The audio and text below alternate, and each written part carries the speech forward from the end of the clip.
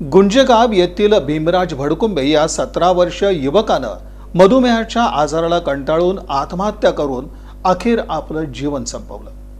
दक्षिण सोलापूर तालुक्यातील गुंजेगाव येथील भीमराज तुकाराम भडकुंबे या 17 वर्षीय युवकानं मधुमेह अर्थात शुगर या आजाराला कंटाळून बुधवारी सकाळी गळफास घेऊन आत्महत्या केली। भीमराज याला लहानपणापासून शुगरचा त्रास होता। दिवसातून 3 वेळा त्याला इन्सुलिन घ्यावं लागत होतं। या कारणानं तो आजाराला खूप वैतागला होता। भीमराज याचं कशातच लक्ष लागत नव्हतं। तो घरी नेहमी चिडचिड करायचा। आजाराला कंटाळल्यानं त्यानं बुधवारी सकाळी 10 वाजण्याच्या सुमारास स्वतःच्या शेतातील पत्रा शेडमध्ये लोखंडी अँगलला दोरीनं गळफास घेऊन आपलं जीवन संपवलं। भीमराजचे वडील तुकाराम मारुती भडकुंबे वय 43 यांनी मंद्रुप पोलीस ठाण्यात घटनेची खबर दिली।